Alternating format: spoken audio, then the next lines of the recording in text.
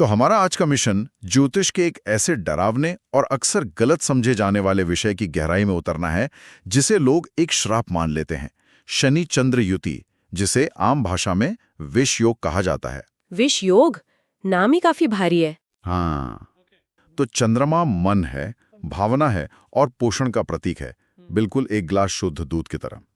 बहुत सटीक उपमा है ये। और दूसरी तरफ शनि कर्म, विलंब और किसी भारी रासायनिक पदार्थ मतलब केमिकल का प्रतीक है। तो जब एक गिलास शुद्ध दूध में कोई जहरीला केमिकल मिला दिया जाता है तो वो पीने लायक नहीं बचता। बिल्कुल नहीं बचता। इसीलिए इस संयोजन को विष योग का नाम दिया गया है। सही कहा ना मैंने? हाँ, ये दूध और केमिकल वाली उपमा सतह पर देखने के लिए एकदम ठीक है, लेकिन अगर हम इसके पीछे के खगोलीय और मनोवैज्ञानिक विज्ञान को समझें तो ये केवल एक डरावना नाम नहीं है। तो फिर ये असल में क्या है? दरअसल ये दो बिल्कुल विपरीत ऊर्जाओं और गतियों का एक बहुत बड़ा टकराव है। देखिए, चंद्रमा गति और चंचलता का प्रतीक है। मतलब वो बहुत तेज चलता है। हाँ, ये ब्रह्मांड में पानी की तरह बहता है और केवल 2.25 दिन में ही अपनी राशि बदल लेता है। इसके विपरीत शनि वो भारी भरकम लोहे, पत्थर और पहाड़ों का प्रतीक है। शनि को एक राशि बदलने में पूरे 2.5 साल लग जाते हैं। अरे बाप रे, 2.25 दिन बनाम 2.5 साल, ये तो गतियों का एक भयानक असंतुलन है। ऐसा लग रहा है जैसे कोई बहुत तेज रफ्तार वाली स्पोर्ट्स कार अचानक किसी कंक्रीट की दीवार से टकरा गई हो। बिल्कुल यही होता है।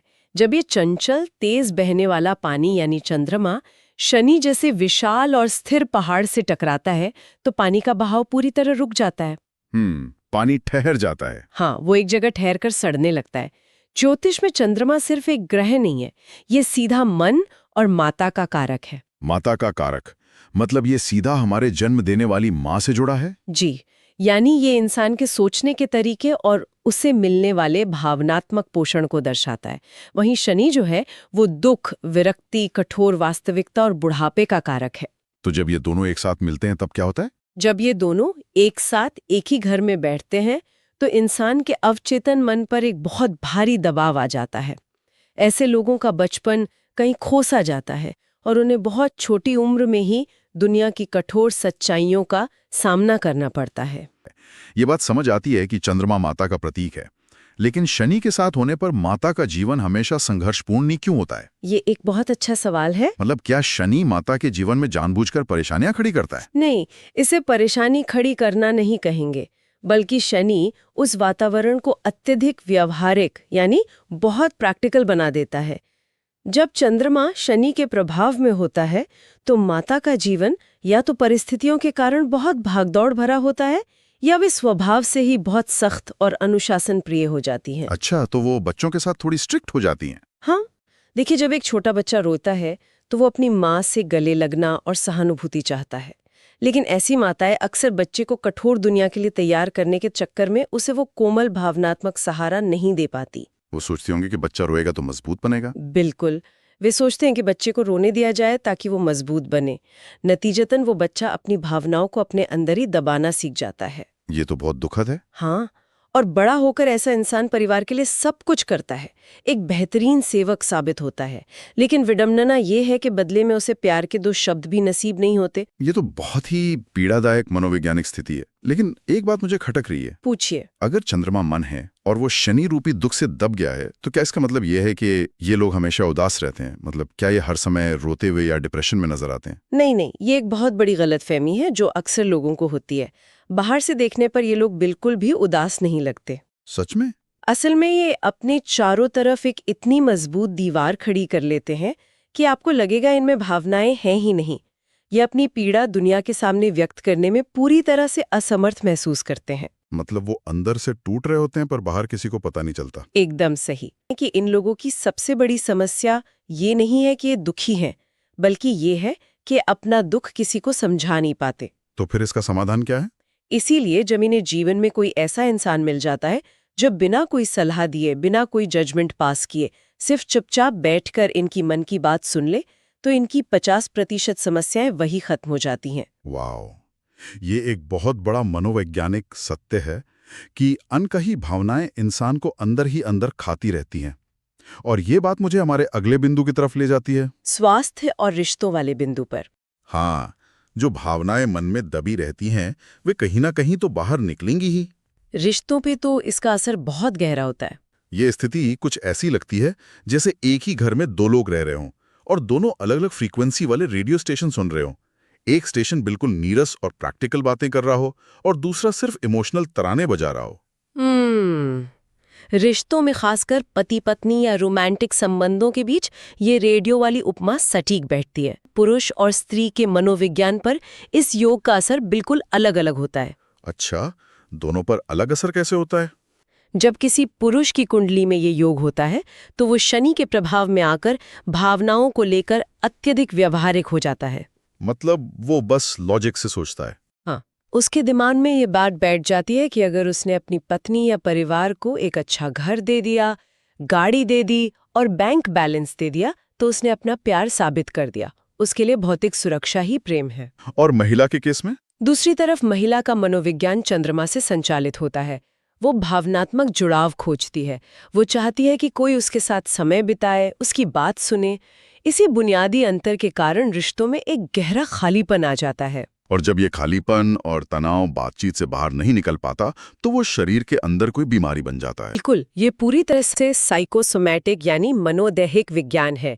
भावनाएं जब व्यक्त नहीं होती तो वे शरीर में ऊर्जा के प्रवाह को रोक देती हैं। ये ब्लॉकेज वाली बात। हाँ, ज्योतिष इसे शरीर के अंगों के साथ जोड़कर बहुत स्पष्ट तरीके से बताता है। चंद्रमा और शनि जिस राशि में बैठते हैं, शरीर के उस हिस्से में एक प्रकार की ब्लॉकेज या रुकावट आ जाती है। एक मिनट रुकिए, ये ब्लॉकेज कैसे तय होती है? क्या राशियों का शरीर के अंगों से कोई सीधा संबंध है? 100% संबंध है। पूरा भग चक्र या राशियों का चक्र इंसान के शरीर को दर्शाता है।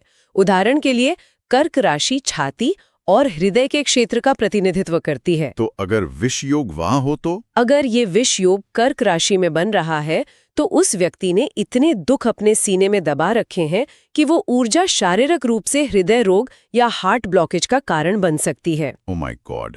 और बाकी राशियां? इसी तरह सिंह राशि पेट के ऊपरी हिस्से को दर्शाती है।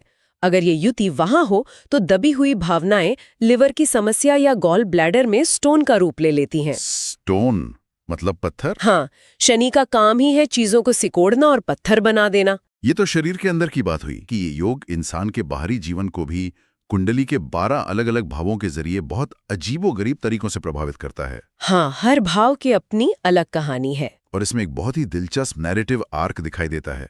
अगर हम शुरुआत चौथे भाव से करें, जो कि घर का भाव है, वहां ये योग घर की शांति तो भंग करता ही है, लेकिन साथ ही प्लम्बिंग की समस्याएं भी देता है। बिल्कुल, पानी की लीकेज, दीवारों से अचानक पानी रिसने लगता है या घर में बहुत सारे चूहे आ जाते हैं। मतलब इसका क्या लॉजिक है? इसका लॉजिक बहुत ही वैज्ञानिक और प्रतीकात्मक है। चौथा भाव इंसान का निजी जीवन और उसका घर है। चंद्रमा पानी है और शनि है दबाव या रुकावट, जिसे हम ब्लॉकेज कहते हैं। ओके। जब घर के भाव में पानी और दबाव एक साथ आते हैं तो भौतिक दुनिया में ये घर की पानी की पाइपलाइनों पर दबाव के रूप में प्रकट होता है, जिससे वे फट जाती हैं या लीक होने लगती हैं। और वो चूहों वाली बात? और जहाँ तक चूहों की बात है, शनि को अंधेरे और जमीन के नीचे रहने वाले जीवों का कारक माना गया है।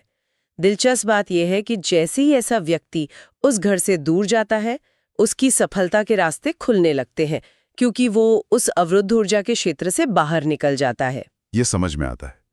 अब अगर हम इसी कहानी को आगे बढ़ाएं, जब इंसान को घर में शांति नहीं मिलती तो वो बाहर की दुनिया में चीजें तलाशता है। 8वें भाव की कहानी क्या है? 8वां भाव तो और भी गहरा है। इसे प्रॉपर्टी विवाद से जोड़ा गया है, लेकिन साथ ही कुछ खास तरह के करियर भी बताए गए हैं। हाँ, 8वां भाव रहस्य, मृत्यु और जमीन के नीचे की गहराई का भाव है। वहां ये युति अक्सर पैतृक संपत्ति को लेकर गहरा विवाद खड़ा कर देती है, क्योंकि शनि वहां पुरानी चीजों को रोक कर बैठ जाता है। तो फिर इसमें करियर की सफलता कैसे मिलती है? अगर व्यक्ति इसी ऊर्जा का उपयोग अपने पेशे में करे, जैसे जमीन के नीचे खुदाई यानी माइनिंग, क्रूड ऑयल निकालना, रिसाइकलिंग या फिर ज्योतिष जैसे गहरे रहस्यमयी विषय, तो वो भारी सफलता हासिल कर सकता है। शनि जमीन की गहराई है और चंद्रमा वहां से निकलने वाला तरल पदार्थ, जैसे क्रूड ऑयल। क्या बात है। और यही इंसान जब 10वें भाव में पहुंचता है, जो कि उसके करियर का मुख्य मंच है, तो वो वहां क्या करता है? मुझे लगता है कि चूंकि उसे चौथे भाव में यानी घर में शांति नहीं मिली, तो वो 10वें भाव यानी ऑफिस में घर ढूंढने की कोशिश करेगा। आपका ये विश्लेषण बिल्कुल सटीक दिशा में है। 10वें भाव में ये योग व्यक्ति के अंदर एक ऐसी मनोवैज्ञानिक भूख पैदा करता है कि वो चाहता है कि उसका कार्यस्थल बिल्कुल उसके घर जैसा आरामदायक हो। मतलब वो ऑफिस में सोफे और तस्वीरें लगाएगा। हाँ, वो अपने ऑफिस डेस्क को घर जैसी चीजों से सजाएगा, क्योंकि उसे वो भावनात्मक सुरक्षा घर पर कभी नहीं मिली। लेकिन एक समय के बाद तो इंसान इस भागदौड़ से भी थक जाता होगा, और शायद इसीलिए 12वें भाव में पहुंचने तक कहानी पूरी तरह से बदल जाती है। 12वां भाव तो मोक्ष का भाव है। 12वें भाव में ये इंसान को दुनियादारी से पूरी तरह विरक्त कर देता है। सही कहा, 12वां भाव अंत, व्यय और मोक्ष का भाव है। जब ये भारी युति वहां होती है तो व्यक्ति का दुनिया के दिखावे और भौतिक चीजों से मोह भंग हो जाता है। मतलब उसे समझ आ जाता है कि ये सब मोह माया है। बिल्कुल, वो समझ जाता है कि इस भागदौड़ का कोई अंतिम सुख नहीं है, और ये एहसास उसे संन्यास या गहरे अध्यात्म की तरफ मोड़ सकता है। Here is where it gets really interesting. यहाँ बात सच में बहुत दिलचस्प हो जाती है। अब तक की चर्चा सुनकर किसी को भी लग सकता है कि ये योग तो एक पक्का अभिशाप है। हाँ, ज्यादातर लोग यही सोचते हैं। मतलब अगर किसी की जन्मपत्री में ये है तो बस जीवन भर दुख, बीमारी और प्लम्बिंग ठीक कराने में ही निकल जाएगा। अपवादों की बात क्या है अब? हाँ, कुछ ऐसे अपवाद हैं जहां ये विष बिल्कुल बेअसर हो जाता है। सबसे पहले बात करते हैं अंशात्मक दूरी या डिग्री की। क्या आप इसे थोड़ा आसान भाषा में समझा सकते हैं? इसे ऐसे समझते हैं, मान लीजिए एक राशि एक कमरे की तरह होती है। चंद्रमा और शनि दोनों उस एक ही कमरे में बैठे हैं, लेकिन उस कमरे की लंबाई 30 डिग्री है। ओके, 30 डिग्री का कमरा। अगर चंद्रमा 2 डिग्री पर बैठा है और शनि 20 डिग्री पर बैठा है तो उनके बीच 18 डिग्री का फासला हो गया। ज्योतिष के अनुसार अगर इन दोनों ग्रहों के बीच 15 या 16 डिग्री से ज्यादा का अंतर है तो वो एक ही कमरे में होते हुए भी एक दूसरे से इतनी दूर हैं कि उनकी ऊर्जाएं आपस में टकरा नहीं रही। अच्छा, ऐसे में विष योग अपना प्रभाव लगभग खो देता है। समझ गया। यानी वे एक ही कमरे में तो हैं लेकिन एक दूसरे से बात नहीं। एक और शब्द का इस्तेमाल हुआ है, गुरु की दृष्टि। ये बहुत महत्वपूर्ण है। तकनीकी शब्द आया है, इसका क्या मतलब है? क्या खगोल शास्त्र में ग्रह सच में आंखें निकालकर एक दूसरे को देखते हैं? अरे नहीं नहीं, यहाँ दृष्टि का मतलब आंखों से देखना नहीं है, बल्कि ये ऊर्जा के सीधे संपर्क या फोकस, जिसे अलाइनमेंट कहते हैं, उसका एक तरीका है।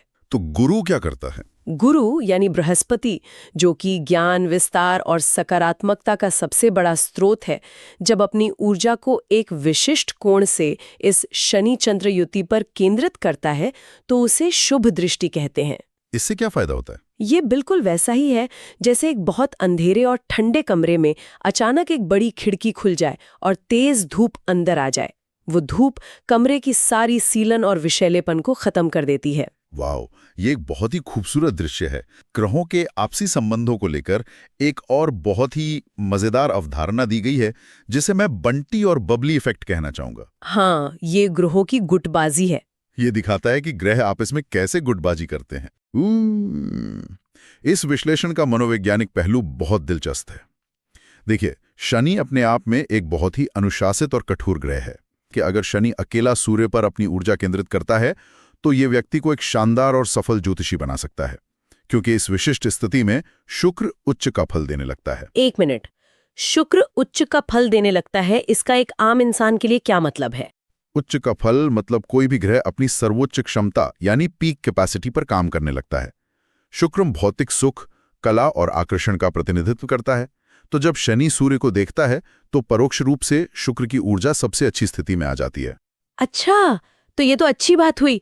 फिर बंटी बबली वाला खेल कहाँ है? कहानी तब पलट जाती है जब शनि और शुक्र आपस में मिल जाएं, दोस्त बन जाएं। एक तरफ कठोर मास्टरमाइंड शनि और दूसरी तरफ आकर्षक और मोहक ऊर्जा शुक्र। बाप रे, ये तो खतरनाक कॉम्बिनेशन है। बिल्कुल, जब ये दोनों मिलकर किसी तीसरे ग्रह को निशाना बनाते हैं तो वे सच में फिल्म के बंटी और बबली की तरह बर्ताव करते हैं। वे उस तीसरे ग्रह के सारे अच्छे फलों को मिलकर लूट लेते हैं। विशेषकर अगर उनकी ऊर्जा संतान के कारक ग्रह पर पड़े तो वे बच्चों से जुड़ा सुख खराब कर देते हैं।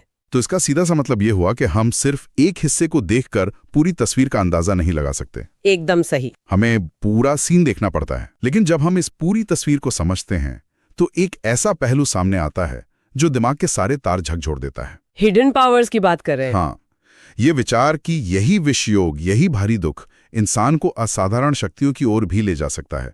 ऐसा लगता है जैसे कठोर दबाव ही असल में कोयले को हीरा बनाता है। ये इस पूरे विषय का सबसे शक्तिशाली और ट्रांसफॉर्मेटिव हिस्सा है। जिन लोगों ने बचपन से इतना भारी मानसिक दबाव, उपेक्षा और पीड़ा झेली होती है, उनके अंदर इंसानी फितरत को समझने की एक गजब की क्षमता आ जाती है। वो लोगों को पढ़ना सीख जाते हैं। बिल्कुल, उनकी अतीन्द्रिय क्षमता यानी इंट्यूशन कमाल की हो जाती है। उनके पास अक्सर रहस्यमयी शक्तियां, जिसे ऑकल्ट पावर्स कहते हैं, आ जाती हैं। वो बिना किसी के कुछ बोले उसके मन के अंदर का कोलाहल सुन सकते हैं। क्या बात कर रहे हैं? हाँ, और आपको पता है, स्वामी विवेकानंद की जन्मपत्री में भी यही शनि चंद्र युति थी। उस भारी विरक्ति ने ही उन्हें दुनिया के सबसे उच्च कोटि के आध्यात्मिक साधकों में से एक बना दिया। ये तो आध्यात्म की बात की। अगर ये लोग आध्यात्म में न भी जाएं और पूरी तरह से प्रैक्टिकल दुनिया में रहें, तो भी ये कमाल कर सकते हैं। वे बेतहाशा पैसा कमा सकते हैं। ये सच है। अगर वे अपनी भावनाओं को पूरी तरह किनारे रख दें और केवल अपने काम पर फोकस करें, तो उनकी सफलता की कोई सीमा नहीं होती। इनका करियर अक्सर ऐसे क्षेत्रों में बहुत चमकता है जहां दूसरों के दुख दूर किए जाते हैं। जैसे डॉक्टर या हीलर? हाँ, जैसे हीलिंग, मेडिकल फील्ड, नर्सिंग या फिर वकालत यानी लॉ। और क्योंकि इस युग में हमने देखा था कि घर और एकांत का एक बड़ा रोल है, इसलिए वर्क फ्रॉम होम की व्यवस्था इनके लिए बहुत फलदायी होती है। अरे वाह! और सबसे चौंकाने वाली बात यह है कि ये लोग बेहतरीन मोटिवेशनल स्पीकर बन सकते हैं। ये बात सोचने पर मजबूर करती है कि जो इंसान खुद अपनी भावनाएं व्यक्त नहीं कर पाता, वो दूसरों को मोटिवेट कैसे कर सकता है? क्योंकि जब वे मंच पर खड़े होते हैं तो वे किताबी बातें नहीं करते। उन्होंने जीवन में इतने धक्के खाए होते हैं, इतनी निराशा देखी होती है कि वे उस दर्द को जी चुके होते हैं। मतलब उनकी बातों में सच्चाई होती है। बिल्कुल, जब वे बोलते हैं तो लोग उनकी सच्चाई से जुड़ जाते हैं। उनके पास हर मुश्किल समस्या का एक व्यवहारिक तजुर्बा होता है। लेकिन इस स्तर तक पहुंचने के लिए उन्हें अपने खुद के पैसे और अपनी भावनाओं का मैनेजमेंट करना सीखना होता है। So what does this all mean? इसी मैनेजमेंट की बात करें तो अपने दैनिक जीवन के लिए क्या विशेष सलाह दी गई है? उपायों की बात कर रहे हैं आप? हाँ, क्योंकि अगर ये इतना ही भारी योग है तो इससे बचने के उपाय यानी रेमेडीज भी बहुत ठोस और लॉजिकल होने चाहिए। उपाय बहुत ही सटीक और ऊर्जा के विज्ञान पर आधारित हैं। सबसे पहला उपाय तो आध्यात्मिक है। पौराणिक कथाओं के अनुसार विष को पचाने की क्षमता केवल भगवान शिव में है। नीलकंठ। सही कहा। इसलिए रुद्राभिषेक करना, खासकर दूध और कच्चे तेल से, जो शनि और चंद्रमा का ही रूप है, और नमः शिवाय का निरंतर जाप इनके मन के उस अशांति को शांत कर सकता है। और एक उपाय जो मुझे सबसे ज्यादा अनोखा लगा वो है पानी पीने का तरीका। इन्हें कभी भी सादा पानी नहीं पीना चाहिए। इसका क्या विज्ञान है? विज्ञान ये है कि चंद्रमा पानी का प्रतिनिधित्व करता है और इस योग में चंद्रमा पीड़ित या दूषित है। इसलिए जब व्यक्ति सादा पानी पीता है तो वो उसी पीड़ित ऊर्जा को अपने अंदर बढ़ा रहा होता है। तो फिर पानी कैसे पिएं? इन्हें पानी में रोज कुछ न कुछ मिलाकर पीना चाहिए, जैसे सौंफ या कोई अन्य जड़ी बूटी। ये पानी के मॉलिक्यूलर स्ट्रक्चर और उसकी ऊर्जा को बदल देता है। और सबसे बड़ी बात, इन्हें कभी भी चांदी के ग्लास में पानी नहीं पीना चाहिए। मैं यही पूछने वाला था। चांदी तो शुभ मानी जाती है ना, फिर उससे परहेज क्यों? क्योंकि चांदी चंद्रमा की धातु है। ये चंद्रमा की ऊर्जा को खींचने वाला एक एंटीना है। चूंकि शनि ने चंद्रमा को पहले ही दूषित कर दिया है, तो जब इंसान चांदी का उपयोग करता है तो वो ब्रह्मांड से उसी दूषित ऊर्जा को सीधा अपने शरीर में खींच रहा होता है। ओह, तो इससे विष का प्रभाव और बढ़ जाता है। बिल्कुल। ये बहुत ही बारीक लेकिन असरदार बात है। और पैसे के प्रबंधन को लेकर जो 20% वाला नियम बताया गया है, वो तो मनोविज्ञान का एक मास्टर क्लास है। मैं पूरी तरह सहमत हूँ कि ऐसे लोगों को अपनी कमाई का 20% हिस्सा एक अलग सेविंग बॉक्स में सिर्फ और सिर्फ अपने लिए बचाना चाहिए। ऐसा क्यों? अपनी यात्राओं, अपने शौक या खुद को खुश रखने पर खर्च करना चाहिए। ये खुद को पोषण देने का एक तरीका है। और मानसिक स्वास्थ्य के लिए क्योंकि हमने शुरुआत में ही बात की थी कि ये मन पर सबसे भारी वार करता है। मानसिक शांति के लिए इन्हें एक बहुत ही सख्त सीमा यानी बाउंड्री तय करनी चाहिए। इन्हें हमेशा अपना मनोबल बढ़ाने वाली चीजें देखनी या पढ़नी चाहिए और नकारात्मक लोगों से दूर रहना चाहिए। सबसे जरूरी नियम यही है, इन्हें अपना दुखड़ा रोने वाले, हमेशा नकारात्मक बातें करने वाले या डिप्रेशन से घिरे लोगों से कम 10 मीटर की भौतिक और मानसिक दूरी बनाकर रखनी चाहिए। ऐसा इसलिए क्योंकि वे एक स्पंज की तरह दूसरों का दुख सोख लेंगे। सटीक। इनका अपना मन पहले से ही बहुत संवेदनशील और भारी है। अगर ये दूसरों की नकारात्मकता सुनेंगे तो वे उसे स्पंज की तरह सोख लेंगे और शारीरिक रूप से बीमार पड़ जाएंगे। अगर हम इस पूरी चर्चा के धागों को एक जगह समेटें तो ये बात शीशे की तरह साफ हो जाती है कि शनि चंद्र युति कोई श्राप या जीवन का अंत नहीं है। बिल्कुल नहीं है। ये दरअसल खुद की पहचान करने, अपनी पीड़ा को स्वीकार करने और अपने आसपास सख्त सीमाएं तय करने की एक चुनौती।